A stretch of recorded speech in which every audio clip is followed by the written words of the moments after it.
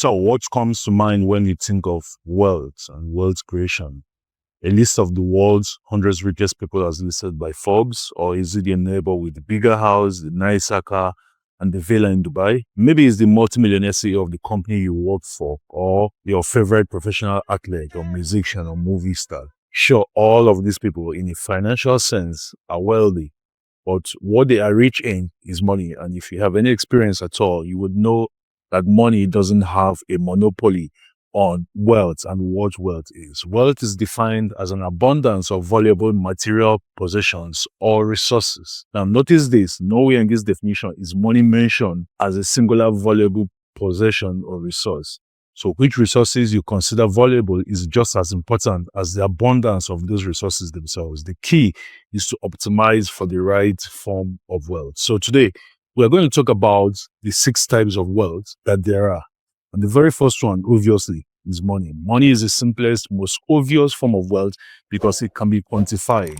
How much is your salary? How expensive was your house? How much did you spend on your last vacation? How much was your kids' college tuition? How much is your investment portfolio worth?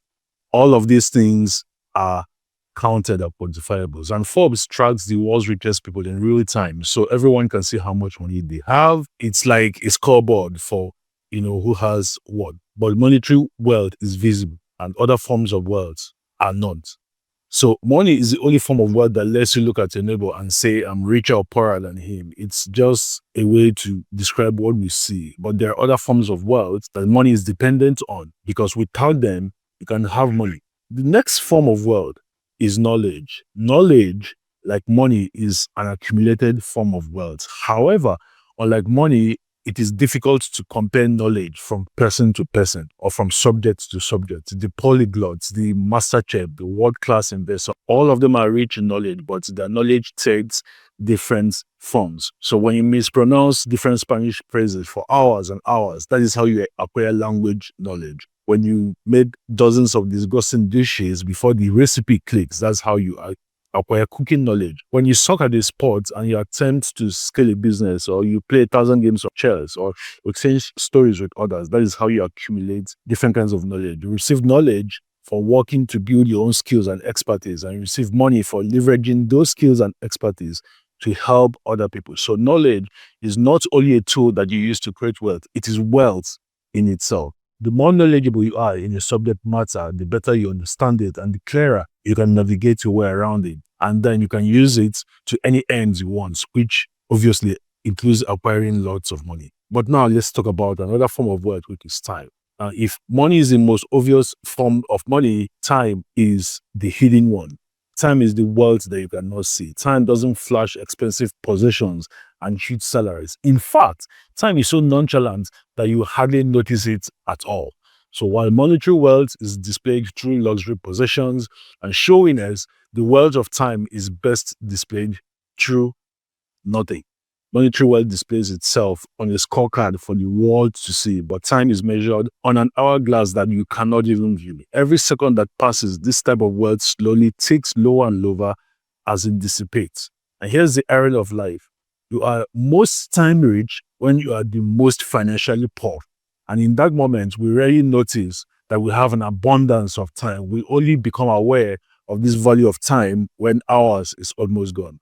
There are hard limits on our time, and unlike our money, which generally increases as we age, our time decreases. You can't buy any more time. You never know how much time you have left. And if everything goes right, the relationship between money and time looks something like this. The less time you have, the more money you can make, all things being equal. So as your income increases, you have less time to enjoy it. So the way to measure the wealth of time is to do so in increments of time. The younger are richer than anyone else because they have more time. All right. So now let's talk about the next type of wealth, and that is health. Health is a cousin of time. Just like time, we rarely think about health while we have it, right?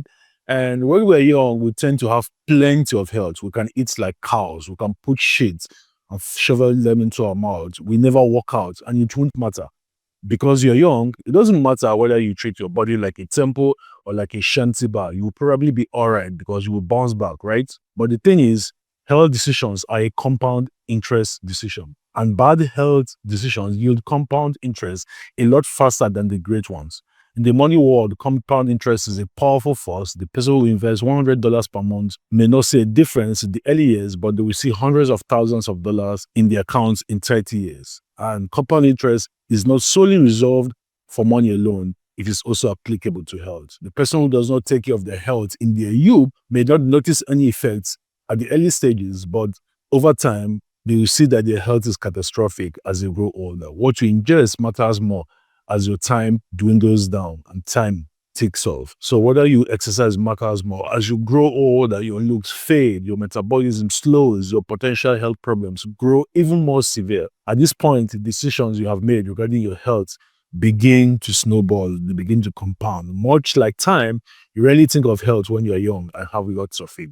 But once you lose it, it's the only thing you can ever think about. The philosopher Confucius once said, there's 1,000 things everybody wants, but one thing that a sick person wants, right?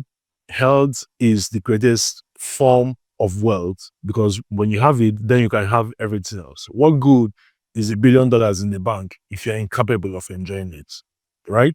Got done. Now, the next form of wealth is relationships. Every other form of wealth is irrelevant if you have a scarcity of relationships. What good is that money if you have no one to share it with? Sure, you can go further and further down the path of, singular hedonistic pleasures, but it won't bring fulfillment. You will still feel empty and lost. Time and good health are only as valuable as your capacity to spend them with those you care about. Money is only as good as the happiness it brings you and others you love that you share with. Otherwise, you're just wasting an open calendar and your able body on frivolous distractions. Also, word of knowledge is right and good, but knowledge is best used when you share with others. The only difference between a master and a hermit is the presence of students. We are social creatures and relationships are critical for the soul. It's the people that we can laugh and cry with, the people we can exchange dreams and stories with, right? Every little thing that we do comes back to relationships. A life that is rich in all other regards but deficient in relationships is a hollow life at best and depressing at worst.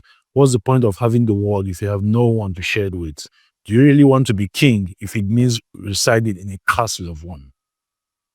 All right, let's talk about the next one, experiences. I once saw a quote on Twitter. He says that the purpose of life is to experience things for which you will later experience nostalgia. And I agree, because think about it. Our life, if we live to 90 years, is defined by a variety of other smaller experiences throughout these 90 years. We are fortunate to live in an era where experiences are more accessible than ever before. You can travel anywhere in the world you want in under 24 hours for less than $2,000.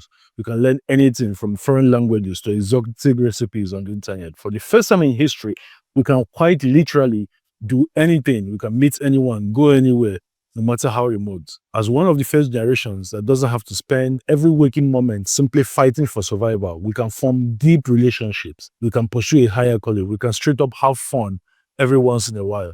Out of the 100 billion humans who have won these bets, we have won the lottery of being born in the best time in the history of the world.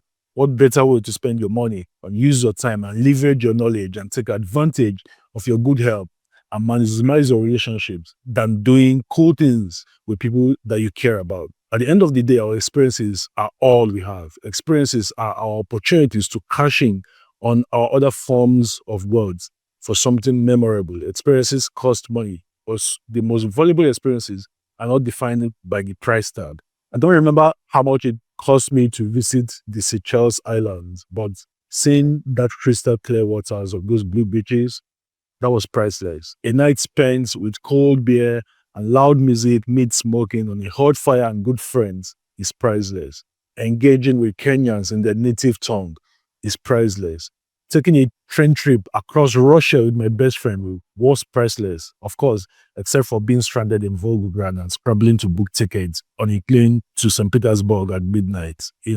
Traveling to Fiji with my wife and my daughter is going to be priceless. I can't wait for that one. Well, you get the point. All of the trade-offs that you can make by taking financial wealth for experiential wealth is one that you will never regret. But when you miss out on those experiences because you are busy with work, it is never worth it.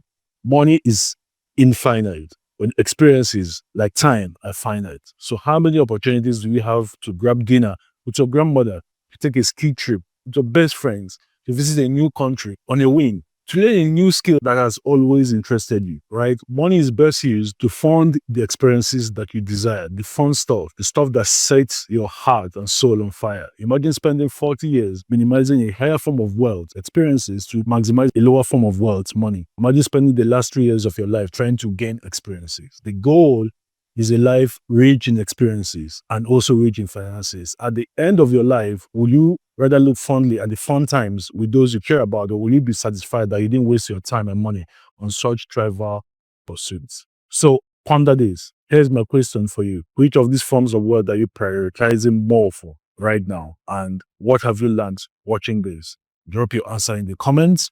I would love to hear from you. And if you like this video, click the like button if it made you think. Subscribe to our channel. We bring you free training like this every week. And I hope that this video has helped you shift your mind and your thinking around what wealth really means, because wealth is not just money. Wealth is time, wealth is health, wealth is relationships, wealth is knowledge, and wealth is experiences. And I hope to God that you don't just prioritize acquiring money, but you also prioritize acquiring the other forms of wealth. So hope you enjoyed this video. See you guys in the next one. Cheers.